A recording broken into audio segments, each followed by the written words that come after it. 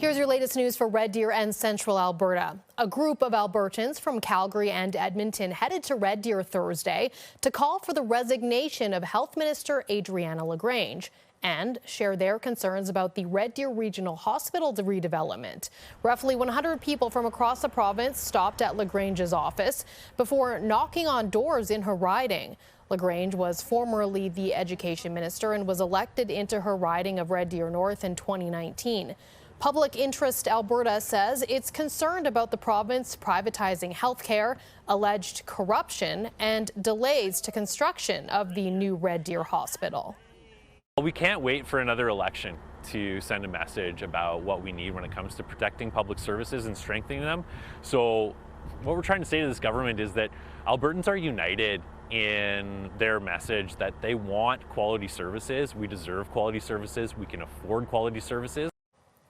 The Health Minister's office says Minister LaGrange remains focused on strengthening Alberta's healthcare system and delivering on the real priorities of the people of Red Deer North. Earlier this month, the Alberta government said it was no longer pursuing a public-private partnership to build an ambulatory building at the Red Deer Regional Hospital.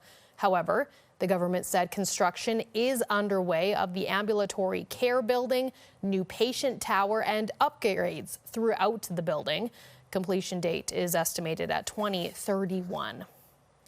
Stoney Nakoda Nation students can continue attending schools within the Canadian Rockies Public Schools Division after federal funding was renewed. Capacity was going to be reduced to 150 students, down from 306 students. The division's Board of Trustees said the difficult decision had to be made when Indigenous Services Canada informed them it could only commit to 50% of agreed tuition amounts for the upcoming school year. Last week, however, an agreement was reached with Indigenous Services Canada promising to reinstate full funding for Stoney Nakoda Nation students. Red Deer Polytechnic is celebrating the achievements and research contributions of its faculty. The recognition of Scholarly Activity Awards took place on campus last week. During the event, faculty members were recognized in 4 different categories: discovery, integration, application, and teaching. 17 faculty members were honored for their influential and widely disseminated scholarly contributions throughout last year.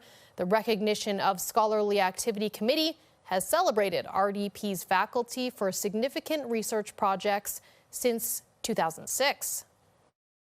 And we want to celebrate research across all that spectrum. That's our mandate as a Polytechnic, and we want to make sure that we're celebrating our faculty and all of the really meaningful contributions that they make to our community, that they make to the academic community, and in service to our students. And this event celebrates all those things in one. In addition, 8 RDP faculty members were also acknowledged for completing capstone projects. Capstone projects serve as the culmination of the Excellence in Teaching and Learning program, which take 3 years to complete. The City of Red Deer is holding a draw for new taxi plates. A bylaw that came into effect last year requires the city to issue 15 new plates per year for 3 years running. Applicants must meet certain standards to hold a taxi license plate and plan to open a brokerage or operate as an independent driver owner. The draw takes place on June 4th. More information on how to apply, you can head to reddeer.ca. And a reminder, these stories are now available to view on YouTube.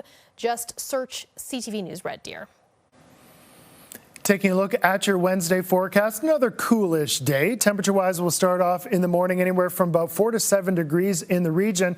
Daytime highs 12 to 14. As we go throughout the day, there's a slight chance that we could see some scattered showers, possibly some thunder showers into the afternoon. Pretty slight at this point, but you do see an increased chance of that the further north and west as well as south that you go in the region. Here's a closer look at your extended forecast.